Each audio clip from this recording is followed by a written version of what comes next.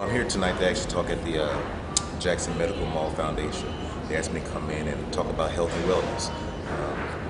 As we all know, it's starting to be an epidemic, especially with our children. We really need to hone it in and attack this problem with obesity in our country. And I'm actually privileged to come out here. It's towns and places like this that people forget about.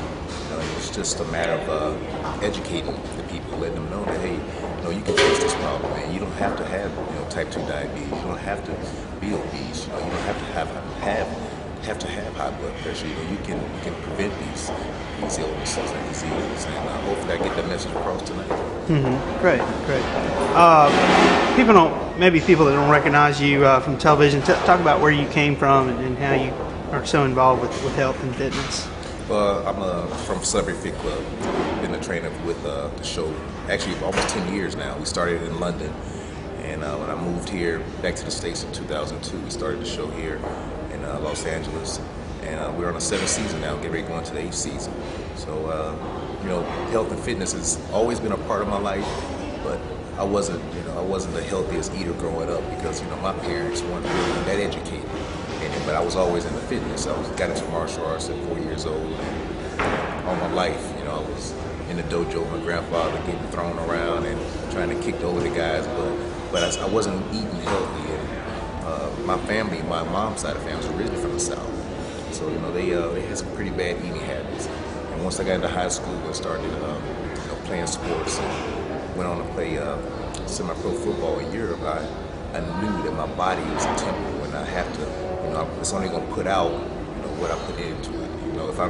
I can do the exercise, I can work out, 100 times at 100% every day. But if I'm not fueling it properly, my performance level is going to drop. So I started getting into the diet aspect of it and learning how to actually have a healthy diet and live a healthy lifestyle completely. It's not just about the exercise, but the diet and exercise go hand in hand. I've been a Marine over half my life, 23 and a half years. It's all I knew. And we was pumping those packs and running up hills and being in the bush all the time. It's definitely having a healthy lifestyle. Definitely, it's a necessity. And the Marine Corps, especially when I was in Paris Island as a drone instructor, they had nutritionists down there. And I didn't even think about why would the Marine Corps have a nutritionist? But we have. You don't see, being a Marine is, lean and fit, so we definitely had classes that we taught the recruits on how to properly fuel their bodies and how to eat healthy. Talk about your athletic regimen, maybe give us some inside information on that. Well, believe it or not, I work out every day. Even when I'm on the road. This morning I got up and I did some calisthenics in the room. And when I'm back at home, if I'm filming, I try to get a workout in between shoots. Weekends, working out is therapy for me. Weekends, I try to get my runs in, get my resistance training in throughout the week, and I stick to the routine. I change it up every 4 to 5 weeks, and it's my life. It's like I said, it's therapy for me. What would you say to somebody who has lost weight or gone through a significant lifestyle change? How do they keep it off and keep going? Like, what are some tips there? You have to have a plan, and don't set unrealistic goals. That drives me mad. When people say, I want to lose 100 pounds, for my wedding next year. Okay, come on, are you really going to lose that?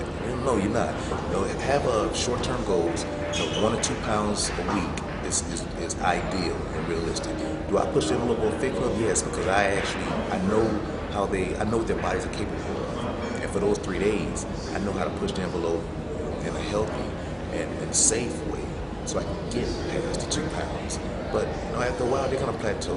So set realistic goals, and keep a chart, keep a journal, so you can see where you may go off track. When you have that journal, put in your moods.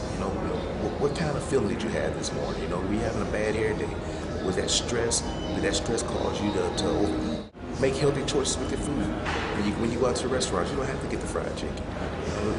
You can get the real chicken. You don't have to always go out and get the tacos and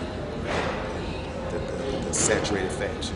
Try to incorporate healthy diet in every day. When you're out there binging, or hanging out at the pubs or the bars with the fellas and the girls.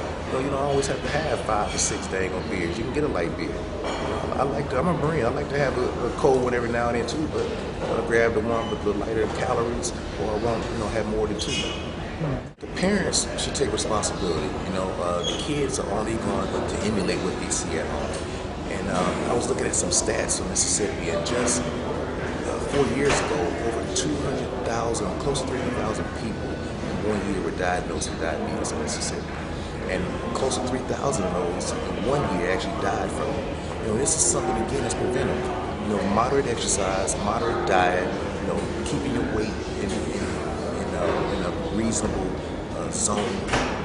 That's all you can prevent type 2 diabetes.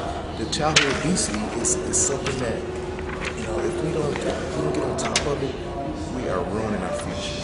And we can control this. We can take control of it. It's our kid. They're our kids, and it's our future. It's so easy to take the path of least resistance.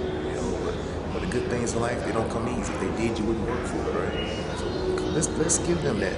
Let's give them the stepping stones and tools to live a healthy lifestyle and to be successful.